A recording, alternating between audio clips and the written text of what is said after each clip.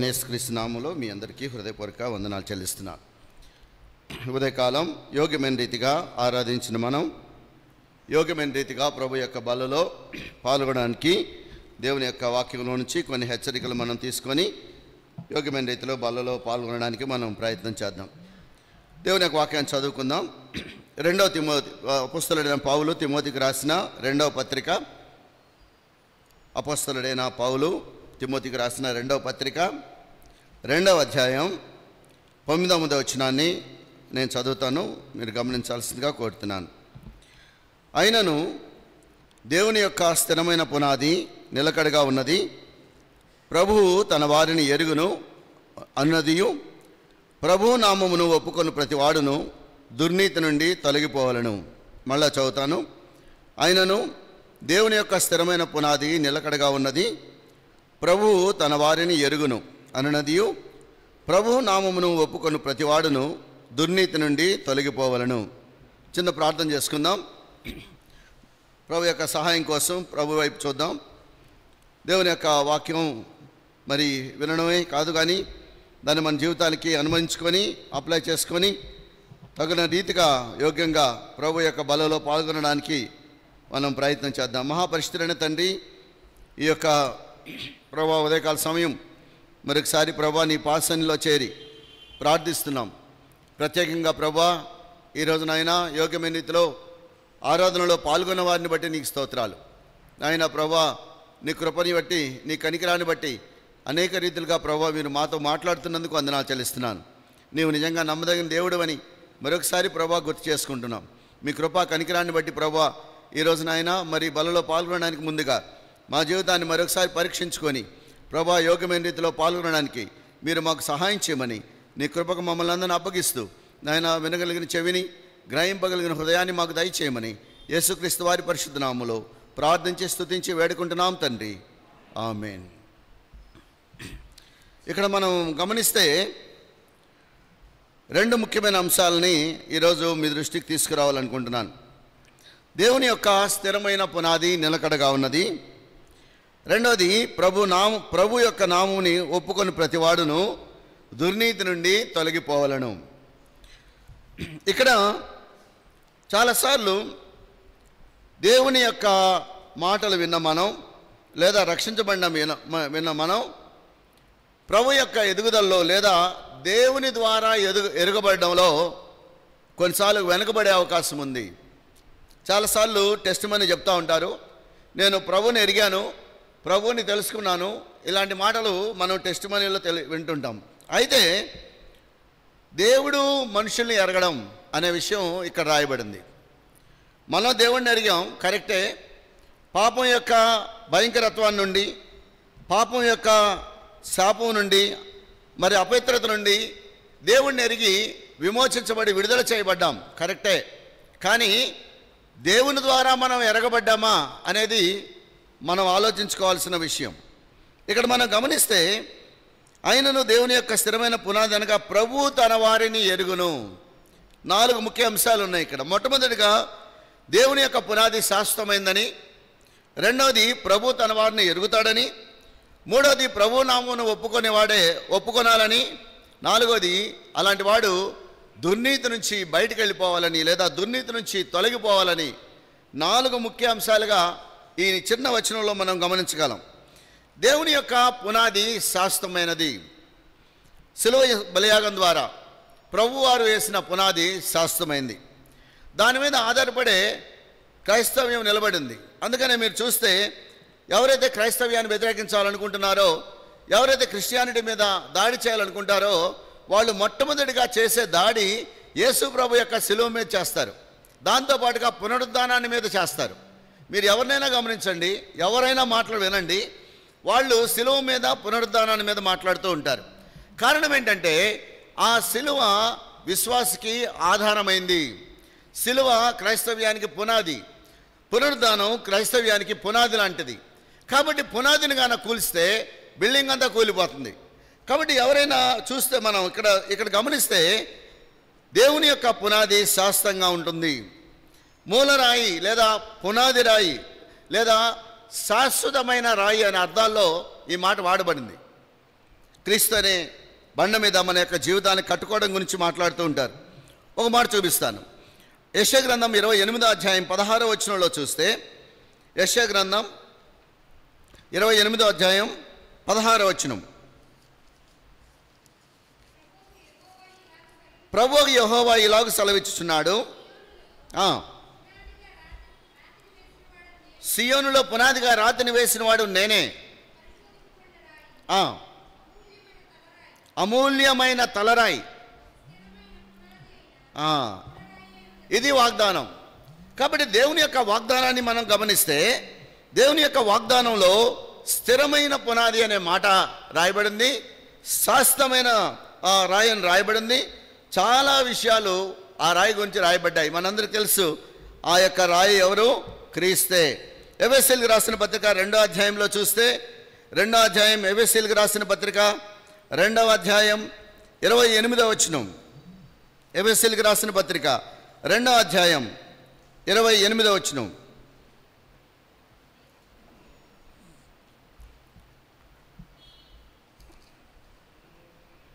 Sorry 20వ వచనం, క్రీస్తు యేసే ముఖ్యమైన మూల రాయే ఉండగా అపోస్తలులను ప్రవక్తలను వేసిన పునాది మీద మీరు కట్టబడి ఉన్నారు. క్రైస్తవం యొక్క హిస్టారిసిటీ చూస్తే, క్రీస్తుని నమ్మడం అనే విషయాన్ని చూస్తే, ఆ రాయి మీద అపోస్తలులైన వారు, ఆ రాయి మీద ప్రవక్తలైన వారు పునాదిని వేస్తే దాని మీద మీరు కట్టబడి ఉన్నారు. కాబట్టి మనం విశ్వాసాన్ని ఎక్కడి నుంచి పంచుకుంటున్నామంటే శాశ్వత కాలం నుంచి పంచుకుంటున్నాం.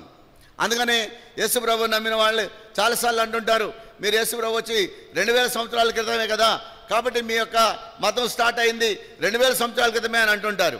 ఇక్కడ ఈ మాటలో మనం గమనిస్తే ప్రవక్తలు అలానే అపోస్తలులు వేసిన పునాది మీద మన విశ్వాసం కట్టబడింది. దీన్నే చారిత్రాత్మకమైన క్రైస్తవ విశ్వాసం అని అంటాం. హిస్టారికల్ క్రిస్టియన్ ఫెయిత్ అంటాం దీన్ని మనం. ఈ హిస్టారికల్ క్రిస్టియన్ ఫెయిత్ ఎప్పటి నుంచి స్టార్ట్ అయింది అంటే భూమి యొక్క ప్రారంభం నుంచే ప్రారంభమైంది. అందుకనే మనం ఎక్కడి నుంచి పంచుకుంటున్నామంటే మన వాగ్దానాన్ని శాశ్వత కాలం నుంచి పంచుకుంటున్నాం. కాబట్టి మొట్టమొదటిగా మనం చూస్తే దేవుని యొక్క పునాది శాశ్వతమైనది. విశ్వాస యొక్క జీవితంలో 2 ముఖ్యమైన మాటలు మనం గుర్తుపెట్టుకోవాలి. ఒకటి మన యొక్క స్థితిలో పరిశుద్ధత, రెండోది మన స్థానంలో పరిశుద్ధత. ఒకటేమో మన యొక్క పొజిషనల్ శాంక్టిఫికేషన్, అలానే ప్రోగ్రెసివ్ శాంక్టిఫికేషన్. 2 మాటలు మనం జాగ్రత్తగా అర్థం చేసుకోవాలి. యేసుప్రభు నమ్మిన తర్వాత, మారు మనసు పొందిన తర్వాత, యేసుప్రభు యొక్క రక్తంలో కడగబడి శుద్ధి చేయబడిన తర్వాత మన యొక్క స్థితి మారి మనం విశ్వాసుల యొక్క గుంపులో చేరతాం. కరెక్ట్, అది మొట్టమొదటిది స్థితి. రెండోది మన యొక్క స్థానంలో మార్పు, అనగా మన పొజిషనల్ చేంజ్. దీన్నే ప్రోగ్రెసివ్ శాంక్టిఫికేషన్ అంటారు. ప్రోగ్రెసివ్ శాంక్టిఫికేషన్ అంటే విశ్వాసి తన యొక్క విశ్వాస జీవితంలో ఉన్న స్థితి కంటే ముందుకు ఎదగాలి. రాబోయే దినాల్లో పరలోకం వైపు ప్రయాణం చేయాలి. మన యొక్క యాత్ర, మనం సియోను యాత్రికులు మన పాట పాడతాం, కానీ సియోను యాత్ర ఎటువైపు ప్రయాణం చేస్తుంటే పరలోకం యొక్క సియోను పట్టణం వైపు ప్రయాణం చేస్తుంది. విశ్వాసులు కొద్దిమంది యేసుప్రభు నమ్మిన రోజు ఎట్లా ఉన్నారో ఈరోజు కూడా అలానే ఉన్నారు. యేసుప్రభుని మొట్టమొదటిగా అంగీకరించిన రోజు, ఆ రోజుల్లో మొట్టమొదటి దినాల్లో బాగా యాక్టివ్గా ఉన్నవాళ్ళు, మరి దేవుళ్ళలో బాగా ఎదిగిన వాళ్ళు రాను రాను విశ్వాసంలో బలపడే కొద్దీ నెమ్మదిగా స్టాగ్నెంట్ స్టేజ్కి వచ్చేస్తారు. అలాంటి పరిస్థితి ఈ ఉదయకాలం మన జీవితంలో ఉందేమో పరీక్షించుకుందాం. చాలాసార్లు స్టాగ్నెంట్గా అయిపోతే విశ్వాసంలో ఏమవుతుందండి, ఒక మురుగు కాలంలో నీళ్ళు అలానే మరి చాలా కాలం ఉండిపోతే అది చాలా మురికి వాసన వేస్తుంది, చాలా అసహ్యంగా ఉంటుంది, దాంట్లో చాలా రకాలైన రోగాలకు కారణమవుతుంది. అలాగే విశ్వాస జీవితంలో ఎదగకపోతే అతని యొక్క జీవితం కూడా అలాంటి పరిస్థితే. అందుకని ఇక్కడ అంటున్నారు, మన యొక్క స్థానంలో మార్పు రావాలి, దినదినము మనం అభివృద్ధి చెందాలి. తర్వాత 7వ అధ్యాయం మత్తయి సువార్తలో చూస్తే మరొక పునాదిని మనం గమనిస్తుంటాం. మరి ఈ ఇల్లు కట్టిన వాడి యొక్క పరిస్థితి మనకు తెలుసు. మత్తయి సువార్త 7వ అధ్యాయం 25వ వచనాన్ని చదువుదాం.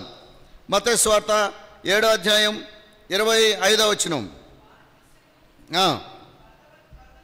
వాన కురిసెను, వరదలు వచ్చెను, గాలి విసిరి ఆ ఇంటి మీద కొట్టెను, కానీ దాని పునాది బండ మీద వేయబడినందున పడలేదు. చూసారా?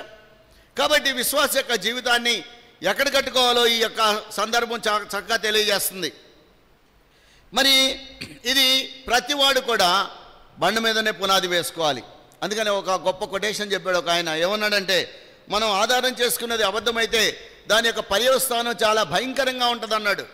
ఏదైతే మనం పునాది వేసామో, లేదైతే దేని మీద ఫౌండేషన్ వేసామో మన జీవితాన్ని, దేని మీద అయితే మన జీవితాన్ని కట్టామో, ఆ కట్టింది కానీ అబద్ధమైతే ఆ యొక్క నష్టం భయంకరంగా ఉంటుందని చెప్పాడు. ఈరోజున చాలామంది మన ఫౌండేషన్స్ కదులుతున్నాయి. చాలామంది విశ్వాసుల యొక్క ఫౌండేషన్ స్ట్రాంగ్గా లేదు. చాలామంది విశ్వాసులు మరి బయటికి కనిపిస్తున్నంత భక్తిగా లోపల లేరు, అంతరంగంలో లేరు. ఎందుకు తెలుసా? ఫౌండేషన్స్ సరిగా లేవు.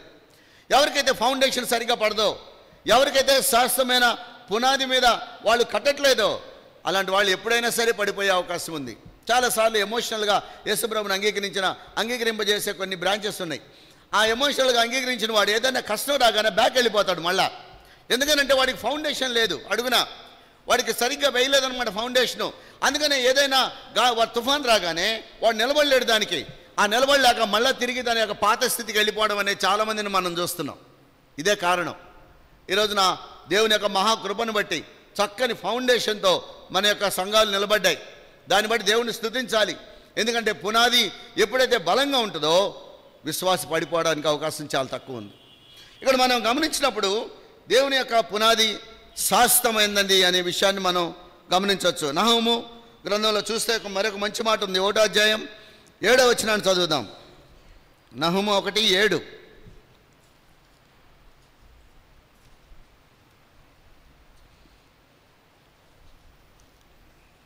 చదువుతారా? నహూము 1:7.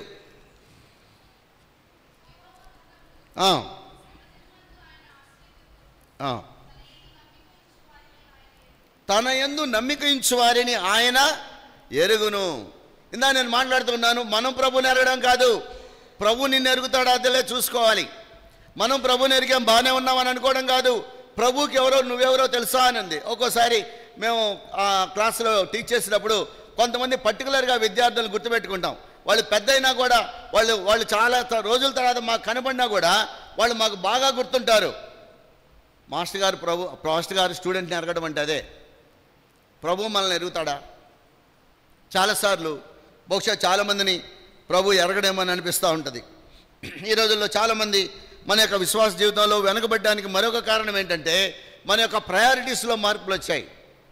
దేవుని కంటే లోకంలో ఉన్న ఆశలు ఎక్కువయ్యాయి. ఈవెన్ విశ్వాసుల్లో కూడా ఇలాంటి పరిస్థితే మనకు కనిపిస్తూ ఉంది. ఓ రకంగా చెప్పాలంటే మెటీరియలిజం అనేది విశ్వాసాన్ని రూట్అవుట్ చేస్తుంది. చాలాసార్లు దేవుని యొక్క విశ్వాసం కంటే మరి లోకంలో ఉన్న ఆచారాలే డామినేట్ చేస్తున్నాయి. లోకంలో ఉన్న ఆచారాలకి చాలామంది అట్రాక్ట్ అయిపోయినట్లుగా మనం గమనిస్తూ ఉంటాం. ఈ రోజులో చాలామంది డబ్బు వెంట, అలానే మర్యాద వెంట, లేదా గొప్పతనం వెంట, హోదా వెంట, సామాజికమైన స్థితి వెంట పరిగెత్తున్నారు. కానీ ఇక్కడ మనం గమనిస్తే మన యొక్క ఫౌండేషనల్ విషయాలు ఎలా ఉన్నాయో మనం చూడాలి. కీర్తనల గ్రంథం 32వ అధ్యాయంలో చూస్తే, నీకు ఉపదేశం చేసేదను, నీవు నడవలసిన త్రోవను నీకు నేర్పెదననుంది. కాబట్టి దేవుని యొక్క విషయాలు దేవుని దగ్గరనే నేర్చుకోవాలి. దేవుని యొక్క మాటలు దేవుని సన్నిధిలోనే నేర్చుకోవాలి. దేవుని యొక్క మాటల్ని వినాలంటే విశ్వాసులైన వారు క్రమంగా వాక్యం చదివి ప్రార్థించాలి.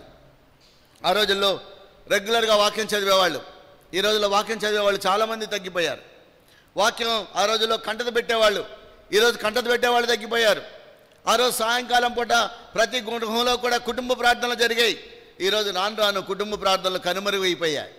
ఎందుకు తెలుసా? ఆ స్థానంలో మనకి టీవీలు వచ్చేసాయి, ఆ స్థానంలో మొబైల్స్ వచ్చాయి, ఆ స్థానంలో దేవుని కంటే మరి వేరే వాటికి డామినేట్ చేసే పరిస్థితులు వచ్చాయి. ఈరోజు చాలా కుటుంబాల్లో, విశ్వాసుల కుటుంబాల్లో కూడా అలాంటి పరిస్థితి నుంచి బయటకు వచ్చిన స్థితి మనకు కనిపిస్తుంది. దేవుని బిడ్డలారా, ఉదయకాలం బలను సమీపించబోతున్నాం. మరి మనల్ని ప్రభు ఎరుగుతాడా లేదా మనల్ని చూసుకుందాం.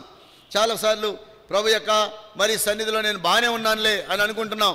చాలాసార్లు విశ్వాసంలో పర్వాలేదులే, వాళ్ళకంటే నేను బాగానే ఉన్నాను కంపారిటివ్ విశ్వాసాన్ని చూస్తున్నాను తప్ప దేవునిలో నేను శాస్త్రంగా ఎదుగుతున్నానా, శాస్త్రమైన మరి లోకం వైపు పరిగెత్తున్నాననే విషయాల వైపు మనం చాలా తక్కువగా చూస్తున్నాం. హెబ్రీలకు రాసిన పత్రికలో చూస్తే 11వ అధ్యాయం, హెబ్రీ 11:10, హెబ్రీయులకు రాసిన పత్రిక 11వ అధ్యాయం. దేవుడు దేనికి శిల్పియు నిర్మాణకుడై ఉన్నాడో పునాదులు గల ఆ పట్టణముకై అబ్రహాము ఎదురు చూశాను. చక్కని పాట రాశారు యేసన్న గారు దీని మీద, పునాదులు గల పట్టణముకై అబ్రహాము ఎదురు చూసినట్లుగా. కాబట్టి ఈ మాటలో మనం గమనిస్తే మనం పునాదులు గల పట్టణం వైపు పరిగెత్తాలి. దానికోసం అబ్రహాం ఎదురు చూశాడు, దానికోసం భక్తులైన వారు ప్రవక్తలు ఎదురు చూశారు. ఈరోజు మనం కూడా దానికోసమే ఎదురు చూడాల్సిన అవసరం ఉంది. ఈరోజు చాలామంది అడుగుతూ ఉంటారు అన్నమాట, ఏంటంటే ఎంత సంపాదించావు అని అడుగుతుంటాను, ఎంత వెనకేసావు అని అంటారు. కాబట్టి వెనకేయడం ముందేయడం కాదు, కానీ పరలోకం వైపు పైన వేయాలి, పరలోకం వైపు పైన వేయాలి. చాలాసార్లు పరలోకం యొక్క రూల్స్ భూమి యొక్క రూల్స్కి చాలా డిఫరెంట్గా ఉంటాయి. పరలోకంలో బంగారు వీధులు ఉంటాయి, బంగారం రోడ్లకు వేయబడితే ఇక్కడ బంగారం కిరీటాలుగా మారి తలల మీదకి ఎక్కుతుంది. ఆ పట్టణం వేరు, ఈ పట్టణం వేరు. అక్కడ దానం వేరు, ఇక్కడ దానం వేరు. ఇక్కడ దానానికి చిమ్మెళ్ళు పడతాయని ఉంది, ఇక్కడ దానానికి మరి ఇక్కడ దానం నశించిపోతుందని ఉంది, అక్కడ శాశ్వతమైన దానం ఉందని చెప్పి బైబిల్ చెప్తా ఉంది.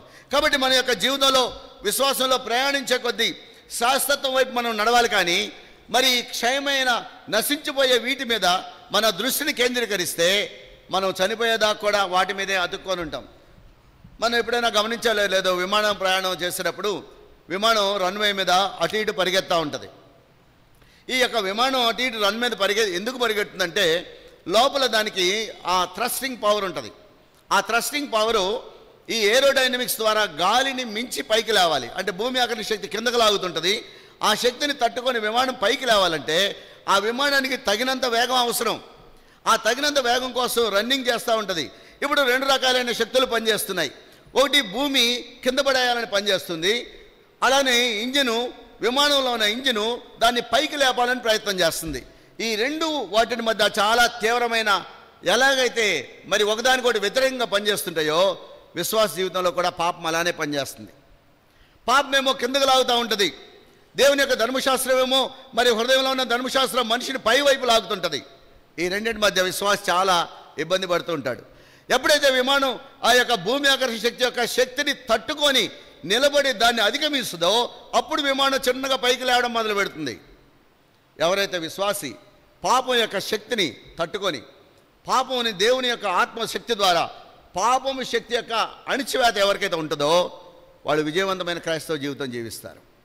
లేకపోతే గ్రౌండ్ మీద తిరుగుతూ ఉంటుంది విమానం ఎంతసేపు అయినా. ఎవరైతే ఆ యొక్క పవర్, ఆ థ్రస్టింగ్ పవరు ఎప్పుడైతే భూమి ఆకర్షణ శక్తిని తట్టుకొని నిలబడుద్దో అంతసేపు భూమి అది ఆకాశం మీద ఎగురుతూనే ఉంటుంది. విశ్వాసం కూడా అంతే. కాబట్టి పాపం కిందకి లాగుతూ ఉంటుంది, విశ్వాసమో పైకి వెళ్ళాలనుకుంటాడు. ఎప్పుడైతే దేవుని యొక్క ఆత్మశక్తి ద్వారా ఆ విధంగా విశ్వాస పైకి ప్రయాణం చేయాలి. అందుకని ఇక్కడ అంటుంది మన యొక్క స్థానంలో మార్పు రావాలి. తర్వాత చూస్తే ప్రభు తన వారిని ఎరుగును. రెండవదిగా చూస్తే ప్రభు తన వారిని ఎరుగని మాటలో తన యందు నమ్మిక ఉంచి వారిని ప్రభు ఎరుగుతాడు. నేను చెప్తూ వచ్చాను చాలాసార్లు, పరలోకం పోయిన తర్వాత బహుశా ప్రభు ఎవరెవరిని పేరు పెట్టి పిలుస్తాడో నాకైతే తెలియదు. గ్యారెంటీగా ప్రభు మాత్రం పేర్లు పెట్టి పిలుస్తాడు. అయితే ఎవరి పేరైతే బాగా శాస్త్రంగా గుర్తుంటుందో అయితే ఒక్కోసారి మనం అక్కడికి వెళ్ళిన తర్వాత చాలా ఆశ్చర్యపోతాం. ఎందుకు తెలుసా? ప్రభు నీ నామను అది చేయలేదా, ఇది చేయలేదా అని చెప్పేవాళ్ళు చాలామంది ఉంటారు. ప్రభు తన వారిని ఎరుగును. ఓ మాట చూస్తే మత్తయి సువార్త 5వ అధ్యాయంలో చూస్తే 23వ వచనంలో ఒక స్త్రీ వచ్చింది. ఆమె చాలా కాలం నుంచి బాధపడుతుంది. యేసు ప్రభు యొక్క వస్త్రపు చెంగు ముట్టితే చాలు నేను బాగుపడతాను అనుకుంది. ఎవరికి తెలియకుండా సైలెంట్గా వచ్చి వెనుక నుంచి ఆయన ఒక వస్త్రపు చెంగును ముట్టుకుంది. అయితే ప్రభు అంటున్నాడు 5వ అధ్యాయం 23వ వచనం చదవండి ఏమనుందో. 5వ అధ్యాయం 23, మత్తయి సువార్త 5వ అధ్యాయం 23వ వచనం. మత్తయి సువార్త 5వ అధ్యాయం 23వ వచనం.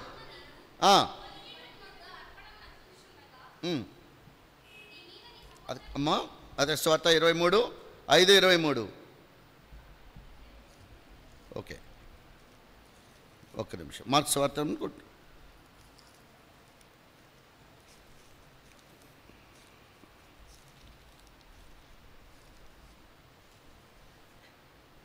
తనను ముట్టిన స్త్రీని ఆయన ఎరుగును.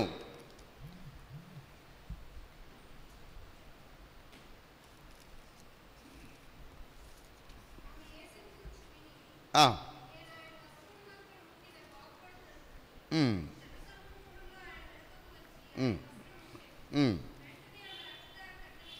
ఉమ్, ఉమ్, ఉమ్.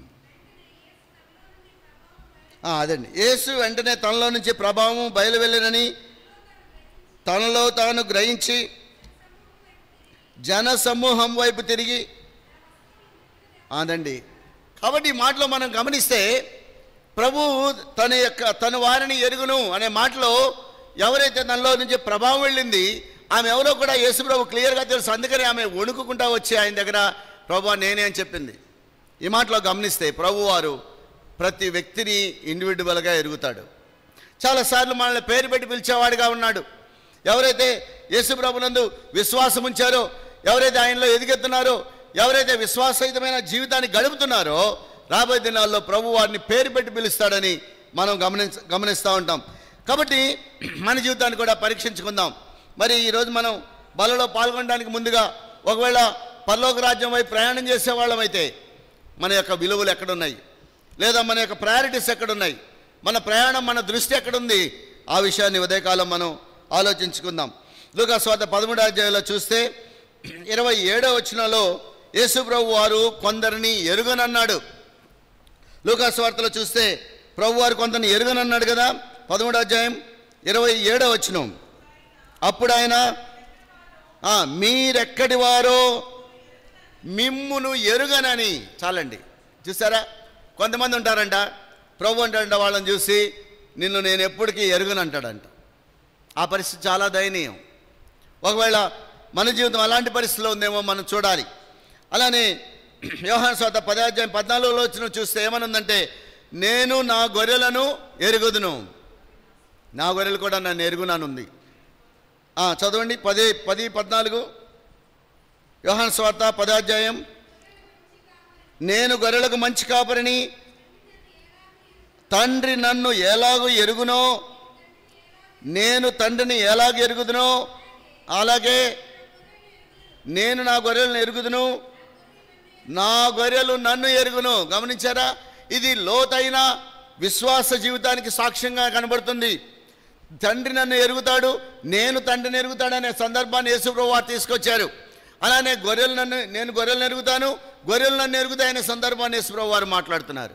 ఇక్కడ దేని గురించి మాట్లాడుతున్నారు తెలుసండి? ఇంటిమేట్ రిలేషన్షిప్ గురించి మాట్లాడుతున్నారు. అనగా లోతైన అనుభవాన్ని గురించి మాట్లాడుతున్నారు, లోతైన భావాన్ని గురించి మాట్లాడుతున్నారు. తండ్రికి యేసు ప్రభు వారు తండ్రితో ఎలాంటి రిలేషన్షిప్ కలిగి ఉన్నాడో గొర్రెలైన మనంగా ఉన్నవాళ్ళు కాపరితోటి అలాంటి రిలేషన్షిప్పే ఉండాలని ప్రభు వారు చెప్తున్నారు. చాలాసార్లు మన రిలేషన్షిప్ ప్రభుతో ఎలా ఉంది? మన సూపర్ఫిషియల్ రిలేషన్షిప్పా? కేవలం బయటికి కనబడేదానా? దేవునితో నిజంగా ఇంటిమేట్ రిలేషన్షిప్ ఉన్న వాళ్ళ యొక్క లైఫ్ స్టైల్ ఎలా ఉంటుంది? ఇంటిమేట్ రిలేషన్షిప్ మెయింటైన్ చేసే వాళ్ళ యొక్క మాటలు ఎలా ఉంటాయి? దేవునితో లోతైన రిలేషన్షిప్లో ఉన్న వాళ్ళ యొక్క ప్రవర్తన ఎలా ఉంటుంది? లోతైన రిలేషన్షిప్లో ఉన్న వాళ్ళ యొక్క బిహేవియర్ ఎలా ఉంటుంది? అసలు వాళ్ళ యొక్క యాటిట్యూడ్స్ ఎలా ఉంటాయి? వాళ్ళ యొక్క వర్క్ విధానం ఎలా ఉంటుంది? వాళ్ళు మనుషులతో రిలేట్ అయిన విధానం ఎలా ఉంటుందో తెలుసండి? యేసు ప్రభులా ఉంటుంది. ఈ రోజులో చాలామంది దేవుడు నాకు తెలుసు అనుకుంటున్నాం, కానీ దేవుని ద్వారా ఎరగబడలేదు. దేవుడు నాకు బాగా తెలుసు నాకు అనుకుంటున్నాం, కానీ దేవునికి నేను బాగా తెలుసు అనుకోవట్లేదు. ఏ ఉదయకాలం ఉన్న మన పరిస్థితి కూడా ఆలోచించుకుందాం. బలలో చేయడానికి ముందుగా దేవునితో మనకున్న రిలేషన్షిప్లో ఏమైనా తేడాలు ఉన్నాయేమో చూసుకుందాం. దేవునితో సంబంధంలో మధ్యలో ఏం అడ్డం వచ్చాయో చూసుకుందాం. దేవునికి మనకి మధ్య ఏమేమి బ్లాకేజెస్ ఉన్నాయో తెలుసుకుందాం. ఈరోజు వాటి నుంచి మనం బయటకు వద్దాం. వాటిని క్షమాపణ అడిగి ప్రభు దగ్గర మళ్ళీ తిరిగి మనం రెస్టోర్ చేసుకుందాం.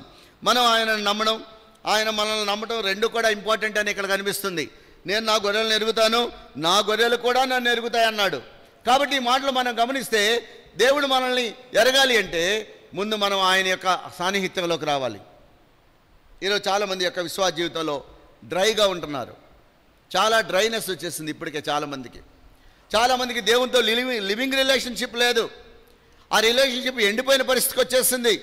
చాలామంది యొక్క దేవునితో రిలేషన్షిప్లో వెనుకబడిపోయారు. ఆ రోజుల్లో మారు మనసు పొందిన మొట్టమొదటి దినాల్లో ఉన్న ఆనందం, మొట్టమొదటి దినాల్లో ఉన్న ఉత్సాహం, మొట్టమొదటి దినాల్లో చేసిన పని, మొట్టమొదటి దినాల్లో ఇతరులకు సువార్త చెప్పాలన్న ఆసక్తి రాను సల్లగిల్లింది. కారణం ఏంటి తెలుసండి? పరలోకం వైపు ప్రయాణం చేయడంలో ఎక్కడో నిలబడిపోయారు, స్టాగ్నెంట్ అయిపోయారు ఎక్కడో. ఆ పరిస్థితి వచ్చినప్పుడు విశ్వాసం ఇలాంటిది ఎదుర్కొంటారు. అందుకని ఎప్పుడు కూడా విశ్వాసం అనేది ఒకేసారి బెలూన్ లాగా ఢామ్ అని పగిలిపోదు.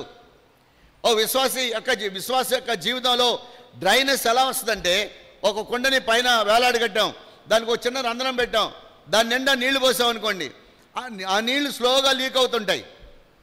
అప్పుడు అనుకుంటాడు విశ్వాసి, పర్వాలేదు ఇంకా చాలా నిండుగానే ఉన్నాను, ఇంకా లీక్ అవుతూ ఉంటాయి. ఆ లీక్ అయిపోయే ఆ కొండ మొత్తం స్లోగా ఖాళీ అవుతుంది. విశ్వాస జీవితం కూడా అంతే, ఒకేసారి పడిపోడు, స్లోగా పడిపోతాడు.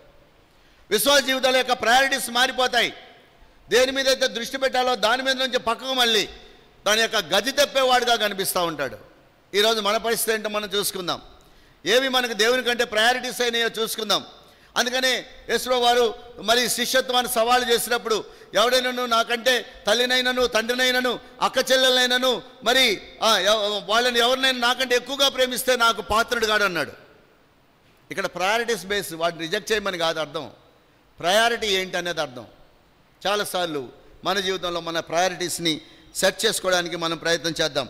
మూడో విషయాన్ని చూస్తే యేసు ప్రభు అని ఒప్పుకోవడం. ఇక్కడ మనం గమనిస్తే 2 తిమోతి పత్రిక మనం చదివిన వచనాల్లో మనం గమనిస్తే 2వ అధ్యాయంలో చాలా మంచి మాటలు రాయబడాయి.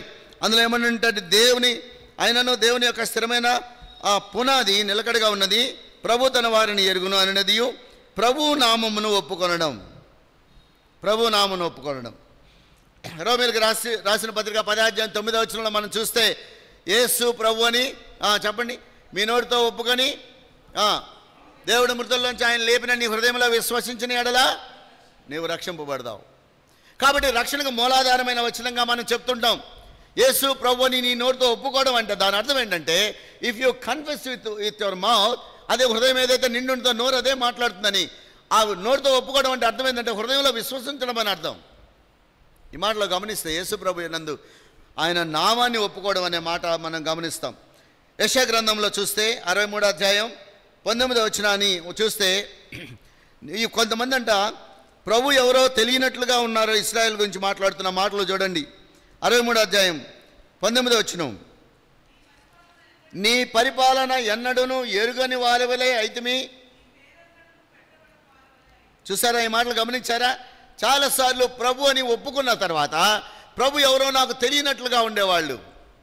నీ పరిపాలన ఎలా మాకు తెలియనట్లుగా ఉంటున్నామని అంటున్నారు. ఇక్కడ చాలామంది జీవితాల్లో ఆయన పరిపాలన లేదు, ఆయన పరిపాలన చాలామంది యొక్క హృదయాల్లో లేదు. అందుకని యేసు ప్రభుని రక్షకుడిగా ఒప్పుకోవడం ఒక ఎత్తు అయితే, ఆయన నీ దేహానికి రాజుగా, నీ పరిపాలకుడిగా, నీ ప్రతి అభిప్రాయానికి మరి చివరి అంతిమ అధికారంగా ఆయనని చాలామంది ఇంకా ఒప్పుకోలే. అలాంటి వాళ్ళకి విజయవంతమైన క్రైస్తవ జీవితం అసాధ్యం. వాళ్ళు డిఫీటెడ్ లైఫ్ బ్రతుకుతూ ఉంటారు. విశ్వాసే, అతను బతికే ఉంటాడు, అతను కేవలం విశ్వాసే, కానీ విజయవంతమైన క్రైస్తవ జీవితం కాదు అతనిది. అతని డిఫీటెడ్ లైఫ్. అందుకనే ప్రతి దగ్గర ఓడిపోతానే ఉంటాడు ఆ క్రైస్తవుడు. ఆ విశ్వాసి ఎప్పుడు కూడా ఓటమి చెందిన విశ్వాసే. ఆయనలో జీవితంలో గెలుపు ఉండదు. కారణం ఏంటంటే శరీరం దానిలో వెళ్ళి ఆయన లాగేస్తూ ఉంది. అందుకనే 3 శత్రువులు మనం చూస్తూ ఉంటాం. 1 లోకము, 2 శరీరము, 3వది సాతానుడు. 3 శత్రువులు. 1 లోకం, 2 శరీరం, 3 సాతానుడు. ఈ 3 శత్రువులు అతన్ని ఎదగనివ్వరు. ఆ శత్రువుల దగ్గర ఎప్పుడు ఓటమే. ఓటమి వస్తే శరీరం దగ్గర ఓటమి వస్తుంది అతనికి, లేదా అతను లోకమన్నా అతను ఓడిస్తుంది, శరీరం అన్నా అతను ఓడిస్తుంది, చివరికి సాతానైనా ఓడిస్తాడు. ఇది డిఫీటెడ్ లైఫ్ అన్నమాట. ఎప్పుడు కూడా ఈ విశ్వాసం ఎప్పుడు కూడా ఉంటాడు, కానీ విశ్వాసి కానీ ఓటమి చెందుతూ ఉంటాడు. ఎప్పుడు విజయవంతమైన క్రైస్తవుడు అలా ఉండడం. ఇక్కడ మనం గమనిస్తే చాలామంది తమ జీవితాల్లో ఆయన పరిపాలన కింద రాలేదు. కొలస్సీలకు రాసిన పత్రికలో 3వ అధ్యాయం 15వ వచనంలో చూస్తే ఒక మంచి మాట ఉంది. కొలస్సీలకు రాసిన పత్రిక 3వ అధ్యాయం 15వ వచనం,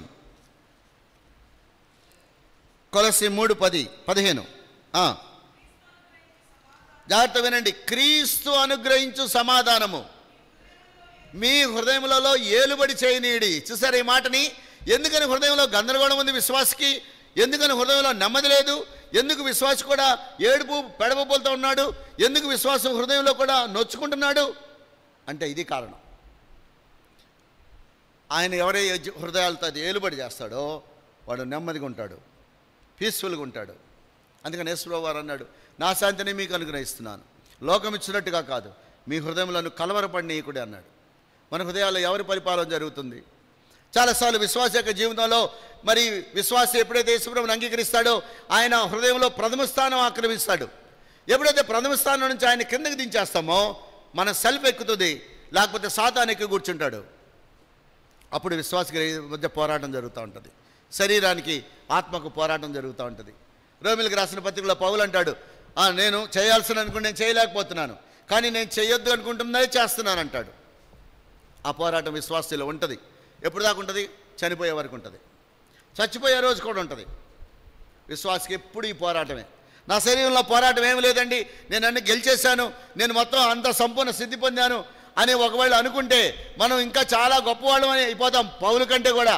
ఎందుకంటే పౌలు అన్నాడు, నేను ఇంకా ఎప్పటికే గెలిచితున్నాను, నన్ను సంపూర్ణ సిద్ధి పొందుతున్నాను నేను అనుకోవట్లేదు, అయితే ఒకటి చేస్తున్నాను, వెనుక ఉన్న వాటిని మర్చి ముందున్న వాటి వరకు వేగిరపడుతున్నాను.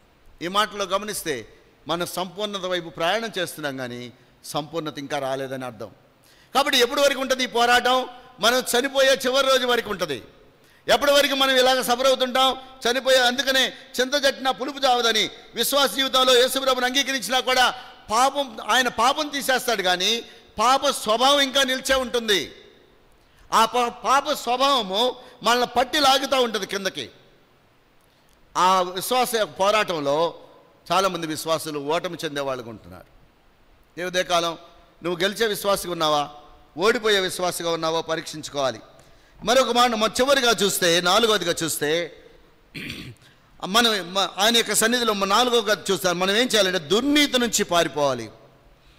దుర్నీతి నుంచి పారిపోవాలి. 2వ దినవృత్తాంతాల్లో 7వ అధ్యాయం 14వ వచనంలో దేవుడు ఒక మంచి వాగ్దానం చేశాడు. ఆయన చెప్పాడు, ఒక విశ్వాస దుర్నీతి నుంచి బయటకు వచ్చినప్పుడు ఏం జరుగుతుందో ఆయన చాలా విషయాలు ప్రామిసెస్ చెప్తూ ఈ మాటలు చెప్పాడు. దినవృత్తాంతాలు 2వ దినవృత్తాంతాలు 7వ అధ్యాయం 14వ వచనం. ఇది పోయినసారి మనకిది, నా పేరు పెట్టబడిన నా జనులు తమను తాము తగ్గించుకొని ప్రార్థన చేసి నన్ను వెతకని ఎడల,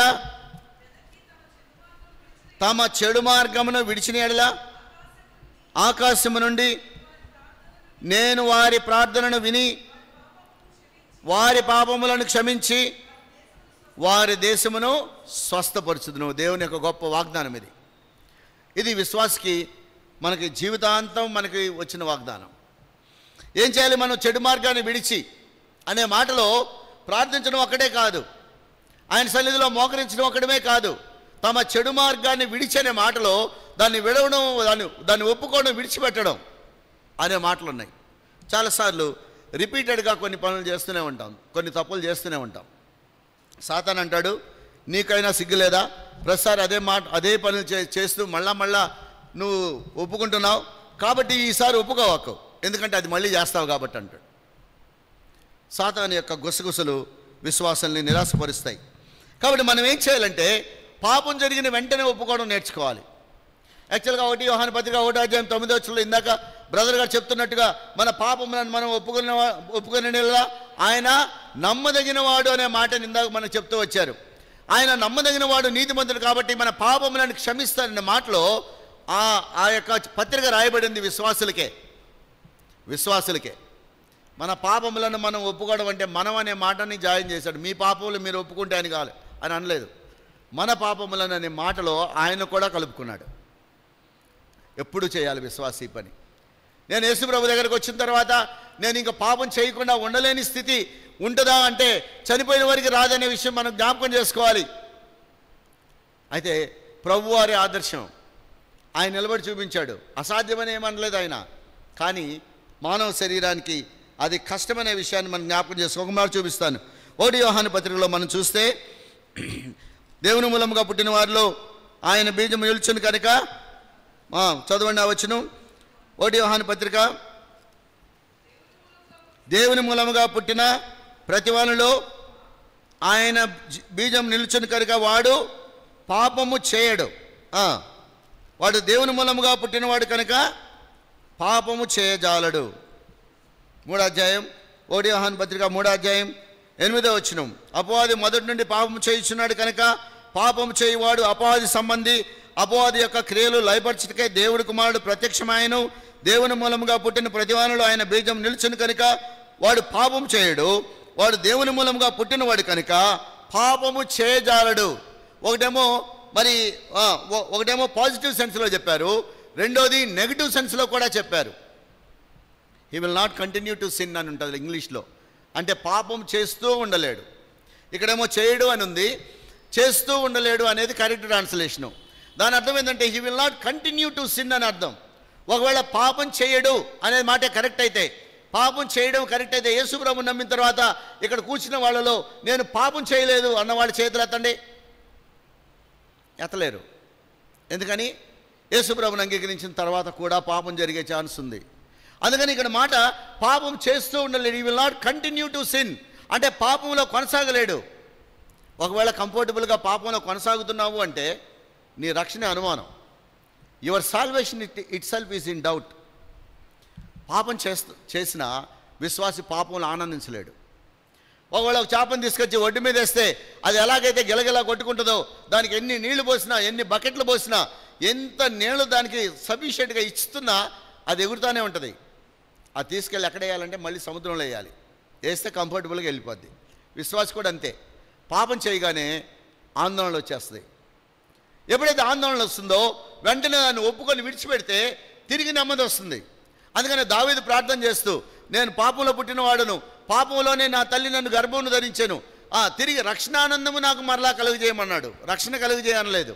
ఏమన్నాడు? రక్షణానందము నాకు మరలా కలుగజేయ. అంటే you will lose the happiness. పాపం చేసిన మరుక్షణం సంతోషం పోద్ది విశ్వాసకి. పగలంతా పాపం చేసి వచ్చి రాత్రి ఏడ్చే విశ్వాసులు చాలామంది ఉన్నారు. పగలంతా పాపం చేసి పరిగెత్తుకుంటూ వచ్చినా రాత్రిపూట కూర్చొని ఏడవలసిందే విశ్వాసి. ఎందుకు తెలుసా? పాపంలో కంఫర్టబుల్గా ఉండలేడు. పాపం ఒప్పుకుంటేనే విశ్వాసకి. అవిశ్వాసం ఉండగలడు, వాడు చక్కగా ఎంజాయ్ చేయగలడు. పాపంలో మనం ఎంజాయ్ చేయలేం.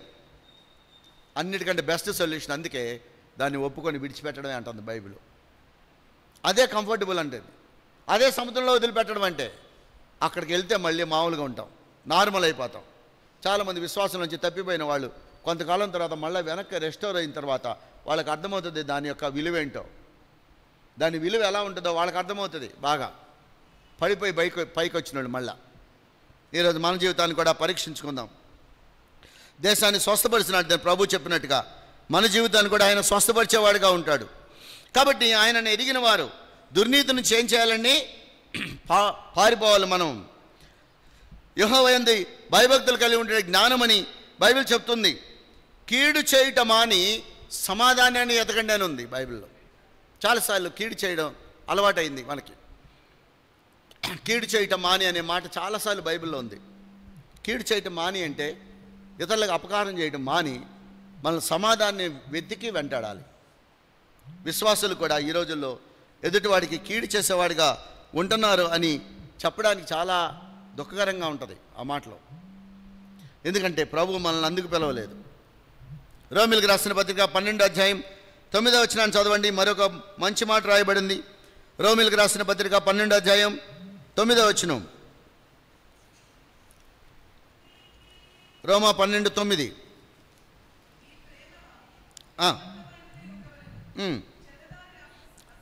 జాగ్రత్తగా వినండి. చెడ్డదానిని అసహించుకొని, చూసారా, చెడ్డదానిని అసహించుకోవడం నేర్చుకోవాలి. తప్పుని తప్పునుగా చెప్పడం నేర్చుకోవాలి.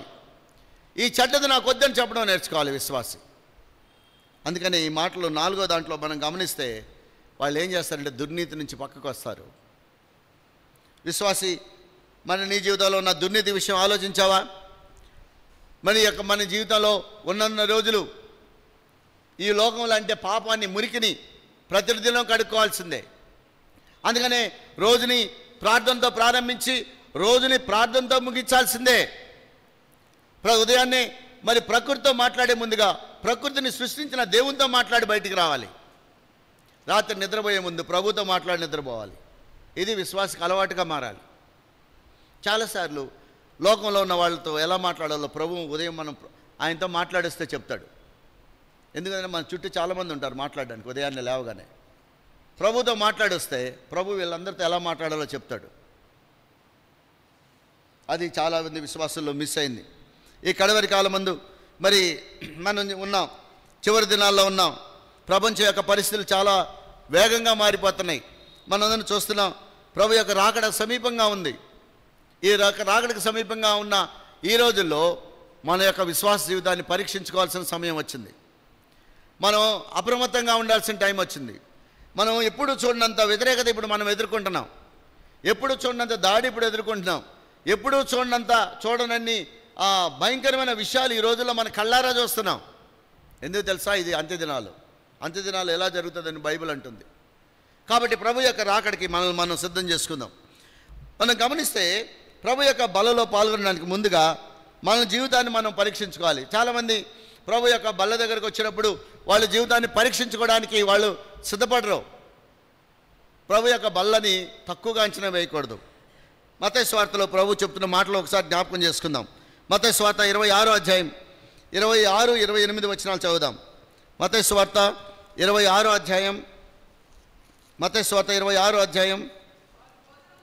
వారు భోజనం చేయుచుండగా యేసు ఒక రొట్టెను పట్టుకొని దానిని ఆశీర్వదించి తన శిష్యులకిచ్చి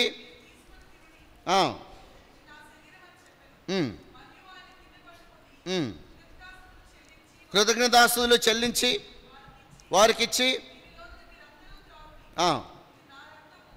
కాబట్టి ఈ మాటలు మీరు గమనిస్తే యేసు ప్రభు యొక్క బల్ల గురించిన విషయాలు ఒక 7-8 విషయాలు కనిపిస్తాయి. మొట్టమొదటిగా యేసు ప్రభు యొక్క మరణ పునరుద్ధానాన్ని జ్ఞాపకం చేసుకోవడానికి బల్ల మనం ఉంచుతాం. ఈ బల్ల ప్రభు యొక్క, ఇందులో ఉన్న రొట్టె ప్రభు యొక్క శరీరానికి, ఆయన కాచిన రక్తానికి రసం సాదృశ్యంగా ఉందని మనం చెప్తాం.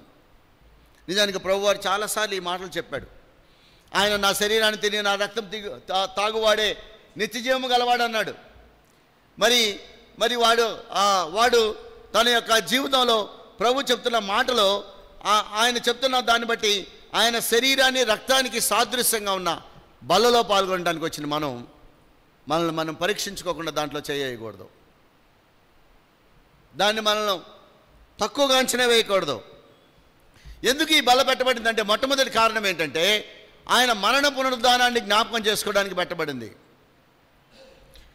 1 కొరింథీ పత్రిక 11వ అధ్యాయం చూడండి. 1 కొరింథీ పత్రిక 11వ అధ్యాయం 24, 25 వచనాలు. 1 కొరింథియన్స్. ఇది మీ కొరకు విలువబడుతున్న నా శరీరము, నన్ను జ్ఞాపకం చేసుకున్నటకై.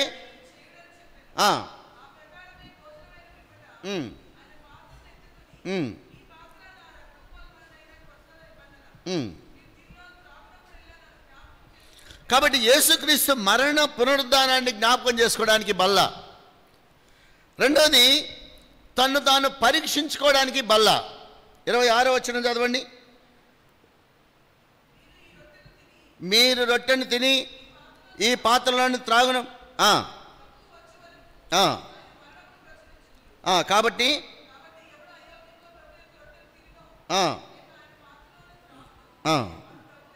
ప్రభు యొక్క శరీరమును బట్టి రక్తమును గూర్చియు అపరాధిగును ప్రతి మనుషుడు తన్ను తాను పరీక్షించుకోవాలి. ఇది రెండో కారణం. కాబట్టి ప్రభు యొక్క పునరుద్ధానాన్ని, సిలువని జ్ఞాపకం చేసుకోవడానికి బల్ల ఉంచబడింది. రెండోది తన్ను తాను పరీక్షించుకోవడానికి ఉంచబడింది. కాబట్టి బల్ల దగ్గరికి చేరిన ప్రతిసారి ఏం చేయాలంటే హృదయాంతరాల్లోకి తొంగి చూసుకోవాలి, హృదయంలోకి చూసుకోవాలి. పక్కనోడి వైపు చూడటం కాదు, పక్కనోడు తప్పులు ఎంచడం కాదు, నా హృదయంలోకి నేనే చూసుకోవడం నేర్చుకోవాలి. ఇది రెండవ కారణం. మూడో చూస్తే అదే దాంట్లో తన్ను తాను పరీక్షించుకోవాలి. ఏం చేయాలి? ప్రభు వచ్చే వరకు ఆయన పునరుద్ధానాన్ని ప్రచురిస్తారంటే భవిష్యత్తు గురించిన ఆలోచన కలిగి ఉండాలి. భవిష్యత్తు కోసం కూడా ఇది ఉంచబడింది. ఆయన వచ్చే వరకు ఆయన మరణాన్ని ప్రచురిస్తారంట వాళ్ళు. భవిష్యత్తు గురించిన విషయాలు ఇవి. నాలుగో చూస్తే ప్రభు యొక్క సాన్నిహిత్యాన్ని అనుభవిస్తూ ఆయనకి సమీపంగా రావడానికి ఈ యొక్క రొట్టెలో మనం చేయాలి. చాలాసార్లు ఎందుకు బల్ల పెడతారు అని అంటే ప్రతిసారి బల్లలో చేసిన ప్రతిసారి ఆయన శరీరాన్ని, ఆయన రక్తాన్ని మనం తీసుకుంటున్న ప్రతిసారి ఆయనతో సాన్నిహిత్యంలోకి వెళ్ళిపోతున్నాం. పాపం యొక్క స్వభావం అణిచిపెట్టబడాలి. అందుకనే ప్రోగ్రెసివ్ ఫెయిత్ అంటున్నాను నేను. అనగా దేవుని వైపు ప్రయాణం చేసినప్పుడు విశ్వాసం ఎదుగుతూ తీసుకోవాలి. ప్రతిసారి వారం అంతా పాపం చేసి వచ్చి వారానికి ఒకరోజు బలలో పాల్గొనే ముందు అవన్నీ ఒప్పుకొని మళ్ళీ తీసుకొని మళ్ళీ పాపం చేయడం కాదు. పాపం యొక్క ఇంటెన్సిటీస్ తగ్గిపోవాలి, పరలోకం వైపు ప్రయాణం చేయాలి. అందుకని మన మధ్య బల్ల ఉంచబడింది. తర్వాత చూస్తే ప్రభు యొక్క మాటని జ్ఞాపకం చేసుకోవడానికి 26వ అధ్యాయం మత్తయి సువార్త 28, 29 వచనాలు ఇందాక మనం చూసిన వాటిలో అది జ్ఞాపకం చేసుకోవడానికని ప్రభు చెప్పాడు. కాబట్టి ప్రభువుని జ్ఞాపకం చేసుకోవడానికి ఈ బలలో మనం పాల్గొనాలి. చూస్తే శరీరంతో రక్తంతో ప్రభు జీవించాడు అని చెప్పడానికి సాక్ష్యం. నిజానికి ప్రభువారు ఈ లోకంలో జన్మించాడని, ఆయన జీవించాడని, ఆయన మరణ పునరుద్ధరణయ్యాడని దానికి సాక్ష్యంగా ఈ బల్ల నిలబెట్టబడింది. కాబట్టి ఆయన నిజంగా ఈ లోకంలో రక్త మాంసాలతో జీవించాడంటానికి సజీవమైన సాక్ష్యమే ఈ బల్ల. ప్రతిసారి మనం చెప్తున్నాం ప్రభువారు యొక్క శరీరం రక్తంతో ఆయన జీవించాడు ఇక్కడ అని. తర్వాత చూస్తే సంఘము ప్రభువుకి చెందిందని ధృవీకరించడానికి 1 కొరింథీ పత్రికలో ఈ మాటలు ఉన్నాయి. చదవండి. 1 కొరింథీ పత్రిక 11వ అధ్యాయం 29లో ఆ మాటలు ఉన్నాయి. 11వ అధ్యాయం 29వ వచనం, ప్రభువు శరీరమని వివేచింపక తిని త్రాగువాడు శిక్షావిధి కలుగుటకే. అదండి. కాబట్టి ప్రభు యొక్క సంఘం ప్రభువుకి చెందింది, ప్రభు దీనికి అధికారి అని ప్రతిసారి తెలియజేయడానికి చేస్తాం. అందుకనే బైబిల్ అంటుంది దీంట్లో ప్రభు యొక్క బల్లలో దేవుడు మనకిచ్చిన కృప ఏంటంటే ప్రతి వారం మనకు బల్ల ఉంటుంది. కొన్ని సంఘాల్లో నెలకు ఒకసారి బల్లిస్తారు. మనకు ప్రతిసారి ఎందుకు ఇస్తారంటే ప్రతి వారం పరీక్షించుకోవడానికి అవకాశం దేవుడు మనకి ఇచ్చాడు. చక్కగా దీన్ని మనం వినియోగించుకోవాలి. బాప్తిసం పొందిన వాళ్ళే పాల్గొనాలి, ఇందులో రక్షింపబడిన వాళ్ళే పాల్గొనాలి, యేసు ప్రభువుని అంగీకరించిన వాళ్ళే పాల్గొనాలి. రక్షింపబడిన వాళ్ళు కూడా అపరిశుద్ధులుగా ఉన్నవాళ్ళు లేదా పాపంలో నిలిచి ఉన్న వాళ్ళు చేయకూడదు. ప్రభు యొక్క బల్లని యోచింపక చేయకూడదు. అలాంటి వాడికి శిక్ష కలుగుతుందని బైబిల్ అంటుంది. కాబట్టి మనల్ని మనం పరీక్షించుకోవాలి. అలా పరీక్షించుకోకపోతే చాలామంది నష్టపోయారని కూడా బైబిల్ చెప్తుంది. ఈ ఉదయకాలం మనం దేవుని యొక్క మాటలు వింటున్నాం. మనల్ని మనం పరీక్షించుకుందాం. మొట్టమొదటిగా మనం గమనించినట్లుగా ప్రభు తన వారిని ఎరుగుననే మాటలో ఆయన యొక్క పునాది శాశ్వతమైందని, ఆ బండ క్రీస్తే అనే విషయాన్ని మనం జ్ఞాపకం చేసుకుందాం. రెండవది, ఆ యొక్క బండ మీద మన యొక్క జీవితానికి మనమే కట్టుకోవాలి. సరైన పునాది మీద కట్టకపోతే జీవితంలో భయంకరమైన నష్టాన్ని చవిచూచే వాళ్ళంగా మనం ఉంటామని హెచ్చరించబడ్డాం. మనం ప్రభుని ఎరగడం కాదు, కానీ ప్రభు కూడా మనల్ని ఎరగాలి అనే విషయాన్ని ఈ ఉదయకాలం మనం జ్ఞాపకం చేసుకున్నాం. కాబట్టి ప్రభు ద్వారా ఎరగబడటం ఏంటో, లేదా ప్రభు యొక్క సాన్నిహిత్యం ఏంటో, ప్రభువుకు దగ్గరగా రావడం అంటే ఏంటో మన జీవితంలో ఈ యొక్క ఉదయకాలం పరీక్షించుకుందాం. మూడవదిగా, యేసు ప్రభుని నోటితో ఒప్పుకుంటే సరిపోదు, ఆయన యొక్క శక్తిని, బల ప్రభావాన్ని మన జీవితంలో అనుభవిస్తూ ఇతరులకు మనం చూపించాలి. నాలుగవదిగా చూస్తే, దుర్నీతి నుంచి తొలగిపోవడం నేర్చుకోవాలి. ఇది ప్రతిసారి చేయాలి. పాపం జరిగిన ప్రతిసారి దుర్నీతి నుంచి బయటికి రావడానికి మనం ప్రయత్నం చేయాలి. ప్రభు దగ్గర క్షమాపణ అడిగి యోగ్యమైన రీతిలో మనం బలలో పాల్గొనాలి. బలలో పాల్గొనేటప్పుడు మన హృదయాన్ని పరీక్షించుకోవాలి. ఏ విషయంలో అయితే నేరారోపణ ఉందో ఆ నేరారోపణ నీలో నుంచి బయటకు వచ్చే కొద్దీ కూడా చేయకూడదు. అందుకనే బైబిల్ అంటే నువ్వేమైనా అర్పణ అర్పించడానికి వచ్చినప్పుడు నీ సహోదరుని మీద ద్వేషం ఏదైనా ఉందని నీకు గుర్తొచ్చినప్పుడు వెంటనే అక్కడ వదిలేసిపోయి నువ్వు సరి చేసుకున్నామన్నాడు. అలాంటి వాటి హృదయంతో మనం ఒకవేళ బలలో చేస్తే నష్టపోయే వాళ్ళంగా ఉంటారు. ప్రభు మనతో మాట్లాడుతున్నట్లుగా ఒకవేళ మన జీవితంలో ఏదైనా అపవిత్రత ఉంటే, ఏదైనా దేవునికి ఆయాస్కరమైంది ఉంటే, ఇంకా క్షమించబడిన పాపం ఉంటే, లేదా సహోదరులకు వ్యతిరేకంగా జరుగుతున్న పాపాలుంటే మనం ఈ యొక్క ఉదయకాలం ప్రభు సన్నిధిలో ఒప్పుకుందాం, విడిచిపెడదాం. యోగ్యమైన రీతిలో ప్రభు యొక్క బలలో పాల్గొందాం. ప్రార్థన చేసుకుందాం. అందరం కళ్ళు మూసుకుందాం. ప్రభు యొక్క సన్నిధిలో ఈ మాటలు మనం హృదయాల్లో మనం జాగ్రత్తగా ఆలోచన చేసుకుందాం. ప్రభు యొక్క శాశ్వతమైన పునాది, అది చాలా శాశ్వతమైందని చెప్పబడింది. దాని మీద యోగ్యమైన రీతిలో కట్టబడాలని మనం హెచ్చరించబడ్డాం. ప్రభు తన వారిని ఎరుగును. యేసు ప్రభుని నోటితో ఒప్పుకోవడం ద్వారా రక్షించబడ్డాం, మంచిదే. కానీ ఆ విధంగా జీవిస్తున్నామా? వారు దేవుణ్ణి ఎరిగి దేవుణ్ణి దేవుడిగా మహింపరచలేదని మనం బైబిల్లో చదువుతున్నాం. ఎన్నిసార్లు మనం ఎరగనట్లుగా ప్రభు ఎవరో తెలియనట్లుగా ప్రవర్తించిన పరిస్థితులు జ్ఞాపకం చేసుకుందాం. ఏ విషయాల్లో అయితే ప్రభువుని ఆయాసపరిచామో, ఏ విషయాలు అయితే ప్రభువుని గాయపరిచామో ఆ విషయాల్లో క్షమించబడదాం. బల్లం చేరిన ప్రతిసారి ఆయనను గుర్తు చేసుకుందాం. ఆయన మరణ పునరుద్ధానాన్ని, ఆయన వాస్తవికతని, ఆయన చరిత్రని మనం జ్ఞాపకం చేసుకుందాం. ఆ విధంగా పరీక్షింపబడి యోగ్యమైన రీతిలో బలలో పాల్గొందాం.